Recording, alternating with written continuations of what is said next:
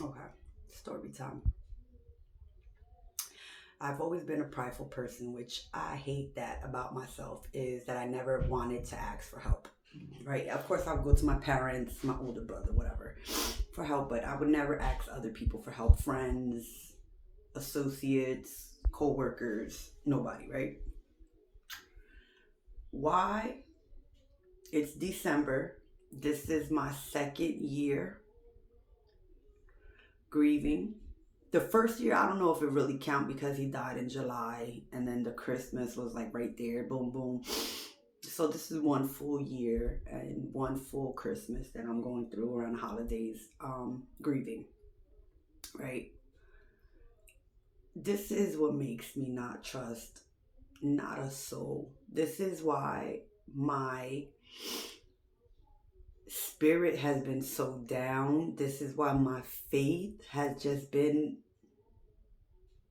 I don't want to pray. I don't want to talk to God. I don't know if I'm praying right or praying wrong. I was told I pray wrong because I was told that you have to ask for the opposite of what you want and then God will give it whatever it is that you want, whatever.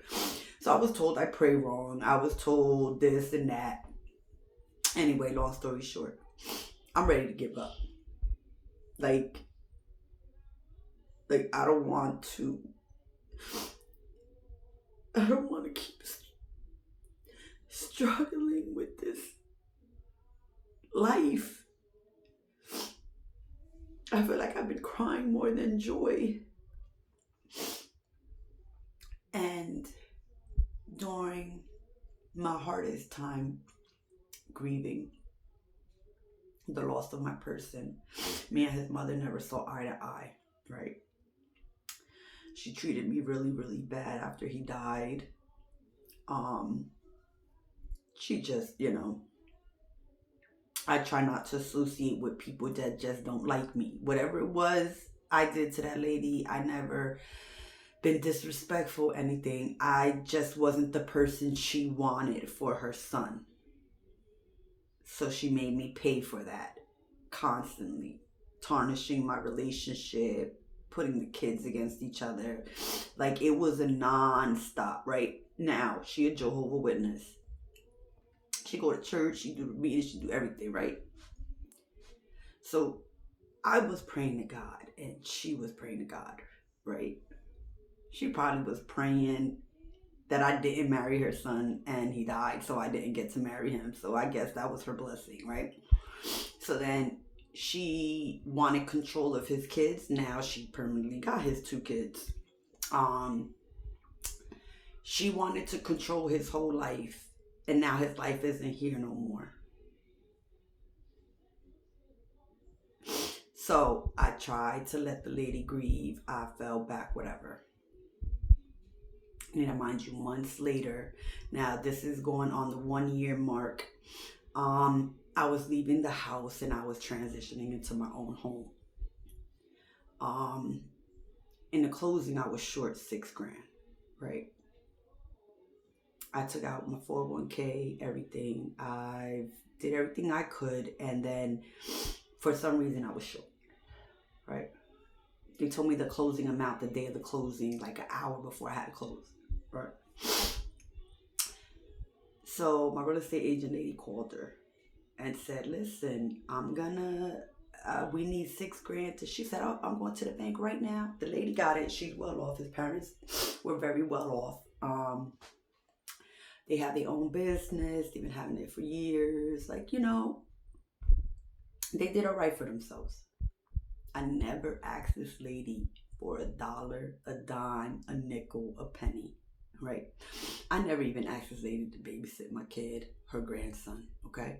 My grandson has never stood in her house. He's 8 years old, has never slept over, has never went to church with her, has never went to dinner with her, has never spent a whole full day with her.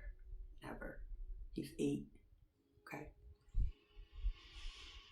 She came to me and cried when I was moving out.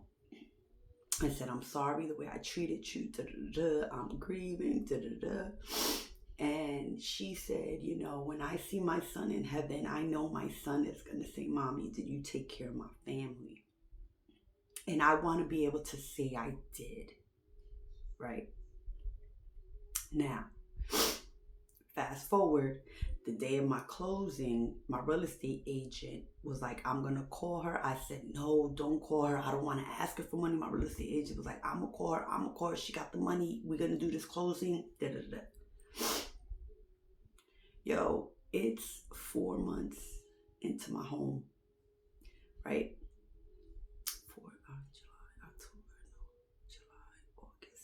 October. Yeah, 4 months. November. Knowing the holidays, but she don't celebrate holidays. So she put that strain on me. Because this is what she used to always do around the holidays. She used to cause me and her son to fight. That way her other grandkids don't celebrate. That's why her other grandkids be all up under her. That way everything would be cool, because she never wanted us to celebrate holidays. So she would cause conflict for us not to celebrate holidays together as a family. So every other holiday we was kind of either broken up or separated because of this lady. Okay.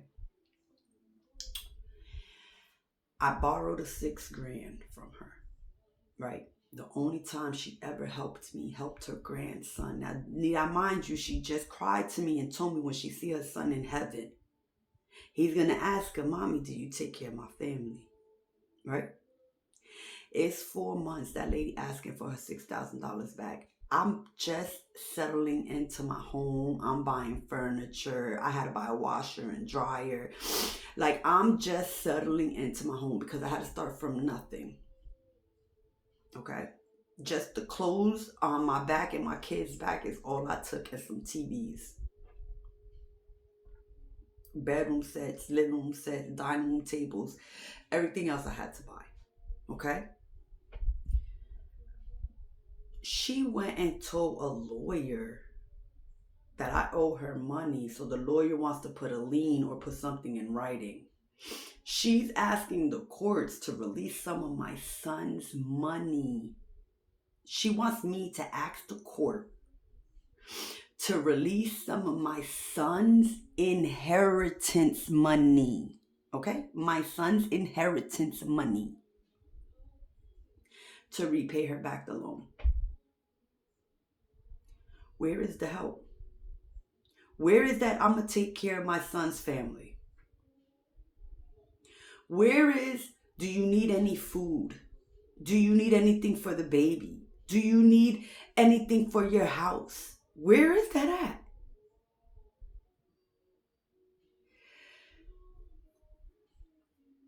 You don't even know. She even threatened to put a lien on my new home for the $6,000. I asked the surrogate court to release some of that money, to release the money to me. I explained to the courts what this lady want me to do. Asked the courts for their own grandson's money to pay them. Okay? So I did it. So I could show them I'm compliant. I did it. And then I got humiliated by a judge because the judge didn't feel like I was being honest, that I owed the grandparents money for the grandson. So then I got ripped a new one by a judge that wasn't a criminal court. And she treated me like if I was a criminal. Okay? She was cutting me off, dismissive. She was taking off her glasses. Like, the lady lost her shit because I did this request in court. I don't know what it was. You know, I did it. I did it. The courts released half the money for me. Right? I said, here, take it. Just take the money. Here. Oh, when am I going to get the rest of the payment?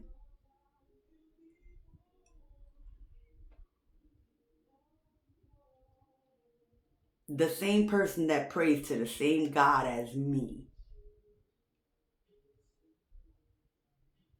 You see? You see why my faith be like this?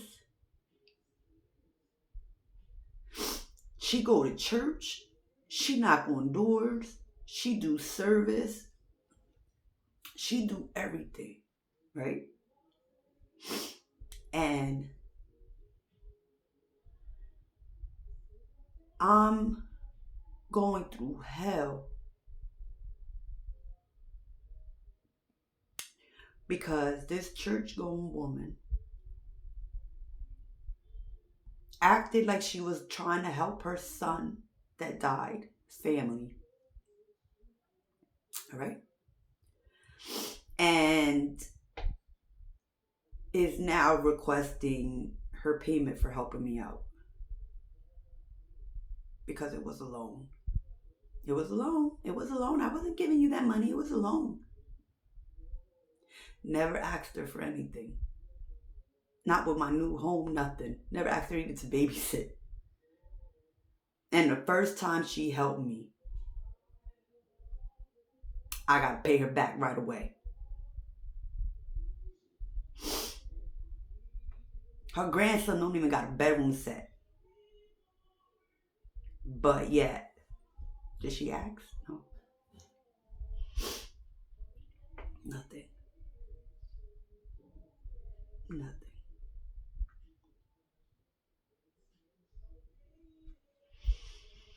This is why I don't ask people for help. This is why I don't even want to pray right now. I don't. Because I'm praying to the same God she praying to. And she praying for my downfall. You know what I'm saying? And it's working. I'm ready to give up. I'm ready to give up.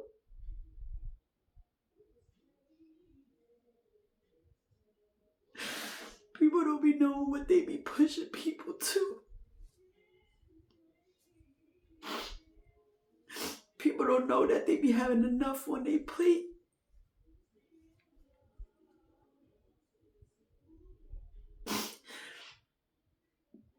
People don't treat people with grace anymore.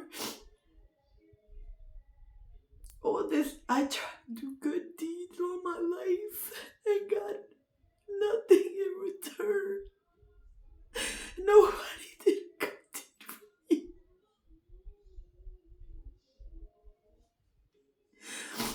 Nobody.